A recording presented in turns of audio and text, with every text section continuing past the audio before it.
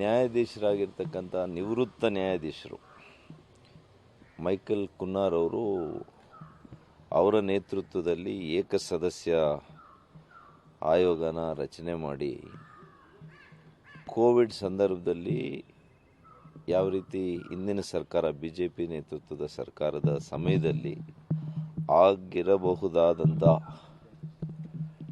ಭ್ರಷ್ಟಾಚಾರದ ಬಗ್ಗೆ ತನಿಖೆಯನ್ನು ಸಂಪೂರ್ಣವಾಗಿ ಮಾಡಬೇಕು ಅಂತೇಳಿ ಅದಕ್ಕೆ ಈ ಸರ್ಕಾರ ಬಂದ ಕೂಡಲೇ ಮಾಡಿದೆ. 3 ತಿಂಗಳ ಅವಧಿ ಕೊಟ್ಟಿದ್ದರು. ಬಹುಶಃ ಈ ಸರ್ಕಾರ ಬಂದು 15 ತಿಂಗಳಾಗಿದೆ ಅಂತ ಕಾಣುತ್ತೆ. ಈ ವರದಿ ನಿನ್ನೆ ಕೊಟ್ಟಿರುವಂಥದ್ದು ಅದು ಕೂಡ ಅಂತಿಮ ವರದಿ ಅಲ್ಲಂತೆ. ಅದು ಒಂದು ಇಂಟರಿಮ್ ರಿಪೋರ್ಟ್, ಮಧ್ಯಂತರ ವರದಿ. ಪಾಪ ಈ ಸಂದರ್ಭ ಸಮಯ ಇಡೀ ರಾಜ್ಯದ ಜನರಿಗೆ ಅರ್ಥ ಆಗ್ತದೆ. ಅವರಿಗೆ ಎಷ್ಟು ಒತ್ತಡ ಕೊಟ್ಟರು ಪಾಪ ನಿವೃತ್ತ ನ್ಯಾಯಾಧೀಶರಿಗೆ. ಏನಾದರೂ ನಮ್ಮ ಕೈಗೆ ಒಂದು ಕೊಡಿ ಅಸ್ತ್ರ, BJP ಸರ್ಕಾರದ ಮೇಲೆ ನಮ್ಮ ಕೈಗಳು ಕಟ್ಟಾಕ್ಬಿಟ್ಟಿದ್ದಾರೆ. ಭ್ರಷ್ಟಾಚಾರದ ಆಪಾದನೆಗಳು ಅವ್ರ ಮೇಲೆ ಬಂದಿರುವಂಥ ಸನ್ನಿವೇಶದಲ್ಲಿ ನಮ್ಮ ರಾಜ್ಯಾಧ್ಯಕ್ಷರು ವಿಜೇಂದ್ರ ಅವರು, ವಿರೋಧ ಪಕ್ಷದ ನಾಯಕರು R. ಅಶೋಕ್ರವರು, ಇವರ ನೇತೃತ್ವದಲ್ಲಿ ಉಗ್ರವಾಗಿ ಭ್ರಷ್ಟಾಚಾರದ ವಿರುದ್ಧ ಈ ಸರ್ಕಾರದ ವಿರುದ್ಧ ಹೋರಾಟಗಳು ಪ್ರಾರಂಭ ಆದಮೇಲೆ ಇವತ್ತು ಕೋರ್ಟ್ನಲ್ಲಿ ಇವತ್ತು ಮುಖ್ಯಮಂತ್ರಿಗಳ ಭವಿಷ್ಯ, ಈ ಸರ್ಕಾರದ ಭವಿಷ್ಯ ಕೋರ್ಟ್ಗಳ ಮೆಟ್ಲಲ್ಲಿ, ಕೋರ್ಟ್ಲ ಆವರಣದಲ್ಲಿ ಇರುವಾಗ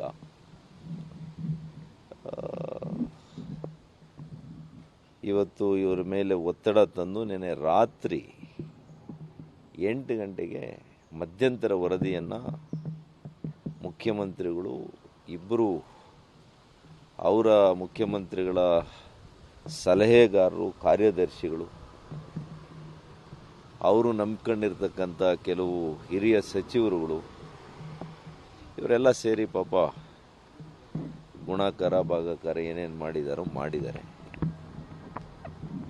ಆದರೆ ನಾನು ಒಬ್ಬ ಆರೋಗ್ಯ ಸಚಿವನಾಗಿ ಒಂದು 2 ವರ್ಷಗಳು ಇನ್ನು ಕೆಳಗೆ ಕೆಲಸ ಮಾಡಿದ್ದೇನೆ. ಕೋವಿಡ್ ಸಂದರ್ಭದಲ್ಲಿ ಪ್ರಾರಂಭದಲ್ಲಿ ವೈದ್ಯಕೀಯ ಶಿಕ್ಷಣ ಸಚಿವನಾಗಿದ್ದೆ. ಅಂತಃಕರಣದಿಂದ ಕೆಲಸ ಮಾಡಿದ್ದೀವಿ. ಅದನ್ನು ಹೇಳಿದ್ದೇನೆ. ಯಾವುದೇ ಕಾನೂನಿನ ವಿರುದ್ಧವಾಗಿ ನಾವು ನಡ್ಕೊಂಡಿಲ್ಲ, ಕಾನೂನು ಬಾಹಿರವಾಗಿರ್ತಕ್ಕಂಥ ಕೆಲಸ ಮಾಡಿಲ್ಲ. ಮಾನ್ಯ ಮುಖ್ಯಮಂತ್ರಿಗಳಾಗಿದ್ದಂಥ ಯಡಿಯೂರಪ್ಪನವರ ಸಂಪುಟದಲ್ಲಿ ಅವರ ನೇತೃತ್ವದಲ್ಲಿ ನಾವೊಂದು ಟಾಸ್ಕ್ ಫೋರ್ಸ್ ಕಮಿಟಿಯನ್ನು ಕ್ಯಾಬಿನೆಟ್ ಮಂತ್ರಿಗಳು 5 ಜನ ಅದರಲ್ಲಿ ಭಾಗಿಯಾಗಿದ್ದರು. ಅವತ್ತರಲ್ಲಿ ಆರೋಗ್ಯ ಸಚಿವರು ಶ್ರೀರಾಮುಲು ಅವರು ಟಾಸ್ಕ್ ಫೋರ್ಸ್ ಕಮಿಟಿಗೆ ಪ್ರಾರಂಭದಲ್ಲಿ ಶ್ರೀರಾಮುಲು ಅವರು ಅಧ್ಯಕ್ಷರಿದ್ದರು.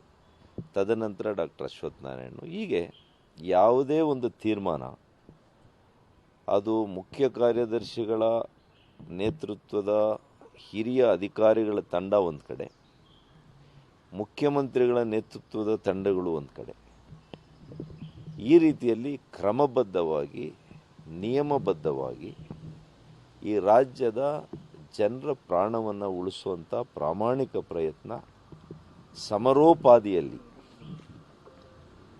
ಅದು ಹೇಗಿತ್ತು ಆ ಸ್ಥಿತಿ ಅಂದರೆ, it was A health emergency,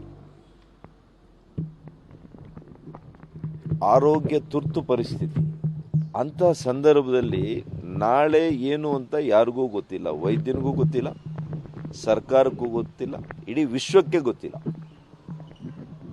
ಇವತ್ತು ಪಾಪ ಅವರು ಲೆಕ್ಕ ಹಾಕಿದಾರಂತೆ, ಅವತ್ತಿನ ಔಷಧಿ ಎಷ್ಟು, ಇವತ್ತಿನ ಬೆಲೆ ಏನು, ಏನೋ ಲೆಕ್ಕ ಹಾಕಿ ಕೊಟ್ಟಿದ್ದಾರೆ. ಗೊತ್ತಿಲ್ಲ ನನಗೇನು, ಆ ವರದಿ ಏನಿದೆ ಅಂತಲೂ ಗೊತ್ತಿಲ್ಲ.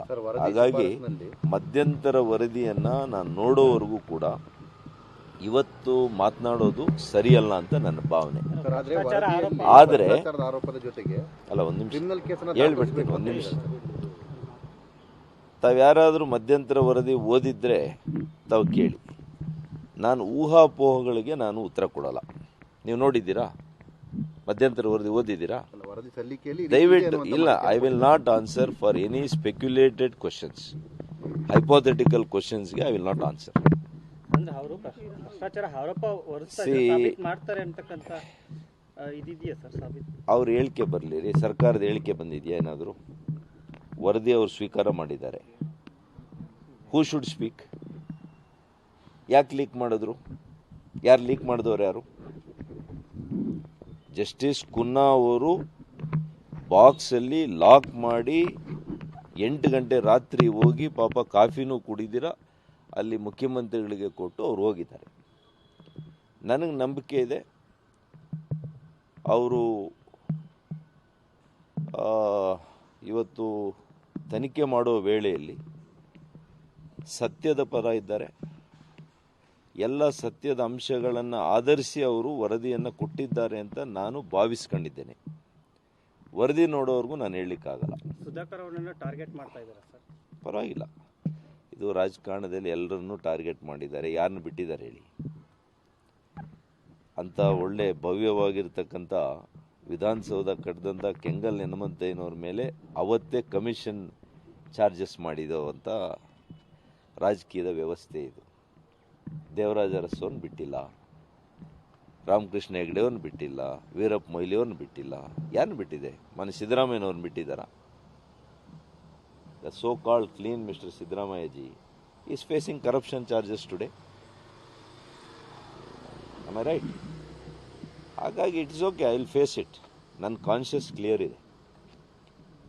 ನಾನು ಪ್ರಾರಂಭದಿಂದ ಹೇಳಿದ್ದೇನೆ, ಆತ್ಮವಂಚನೆ ಮಾಡಿಕೊಳ್ಳದಿರ ಈ ರಾಜ್ಯದ ಪ್ರತಿಯೊಂದು ಜೀವ ಉಳಿಸುವಂಥ, ನನ್ನ ಜೀವ ಹೋದ್ರೂ ಪರವಾಗಿಲ್ಲ, ನನ್ನ ಪ್ರಾಣವನ್ನು ಒತ್ತೆ ಇಟ್ಟು ಹಗಲಿರುಳು ಊಟ ನಿದ್ದೆಯನ್ನು ಕೂಡ ಮಾಡದಿರ ನಾನು ಏನು ಶ್ರಮ ಪಟ್ಟಿದ್ದೀನಿ ಅಂತ ಈ ರಾಜ್ಯದ ಜನ ಗಮನಿಸಿದ್ದಾರೆ. ಆರೋಗ್ಯ ವ್ಯವಸ್ಥೆಗಳು ಯಾವ ರೀತಿ ಸಮರೋಪಾದಿಯಲ್ಲಿ ಉತ್ತಮಪಡಿಸಿದೆ ನಮ್ಮ ಸರ್ಕಾರ ಅಂತೇಳಿ ರಾಜ್ಯದ ಜನರಿಗೆ ಗೊತ್ತಿದೆ. ಆಯಾ ಆಸ್ಪತ್ರೆಗಳು ಮೊದಲು ಹೇಗಿತ್ತು, ನಮ್ಮ ಸಮಯದಲ್ಲಿ ಏನಾಗಿದೆ ಅಂತ ಅಲ್ಲಿ ಹೋಗಿ ನೋಡೋ ರೋಗಿಗಳಿಗೆ ಅರ್ಥ ಆಗ್ತದೆ. ಹಾಗಾಗಿ ನಾನೇನು ಈ ಕಾಂಗ್ರೆಸ್ ಸರ್ಕಾರಕ್ಕೆ ಪ್ರೂವ್ ಮಾಡೋದೇನಿಲ್ಲ. ಇವರೇನು ಪರ್ಮನೆಂಟಾಗಿ ಇವರೇ ಸರ್ಕಾರದಲ್ಲಿ ಉಳಿದೋಗ್ತಾರೆ ಅಂತ ತಿಳ್ಕೊಂಡಿದ್ದಾರೆ. Your days are numbered. Your days are numbered, not years. ಭಾಳ ಆಯುಸ್ಸಿದ್ರೂ 3 ವರ್ಷನೇ. ಆಮೇಲೆ ನಮ್ಮ ಸರ್ಕಾರ ಬರಲ್ವಾ? ಒಂದು ಮೇಲ್ಪಂಕ್ತಿಯನ್ನು ಹಾಕ್ಕೊಟ್ಟಿದ್ದಾರೆ.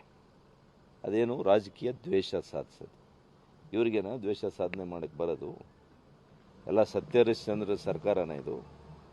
ಯಾವ್ಯಾವ ಇಲಾಖೆಯಲ್ಲಿ ಯಾವ ಪ್ರಮಾಣದಲ್ಲಿ ಇದನ್ನೇನು ಭ್ರಷ್ಟಾಚಾರ ಅನ್ನಲ್ಲ,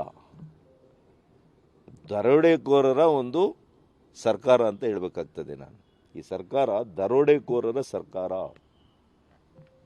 ಆ ಇಲಾಖೆಯಲ್ಲಿ ಪರ್ಸೆಂಟೇಜ್ ಅಲ್ಲ, ಪಾರ್ಟ್ನರ್ಶಿಪ್ ಬಗ್ಗೆ ಮಾತಾಡ್ಕೊಳ್ತಾ ಇರೋದು ಈ ಸರ್ಕಾರ. ಹೊಸ ಒಂದು ನಿಯಮ ಇದು. ಹಿಂದಿನ ಸರ್ಕಾರಗಳು ಎಲ್ಲಾದರೂ ಅಷ್ಟೋ ಇಷ್ಟೋ ಪರ್ಸೆಂಟೇಜ್ ಭ್ರಷ್ಟಾಚಾರ ಇದ್ದರೆ ಇಲ್ಲಿ ಹಂಗಲ್ಲಂತೆ, ಅವರೇ ಪಾರ್ಟ್ನರ್ಶಿಪ್ಗಳು ಮಾತಾಡ್ಕೊಳ್ತಾ ಇದ್ದಾರೆ. ಸರಿ, ದರೋಡೆಕೋರರ ಸರ್ಕಾರ ಅಂತ ದರೋಡೆ ಮಾಡ್ತಿರೋರು ಅಂತ ಇಬ್ಬರು ಹೆಸರು ಹೇಳ್ಬೋದು? ಹೇಳೋಣ, ಸಮಯ ಬರ್ತದೆ.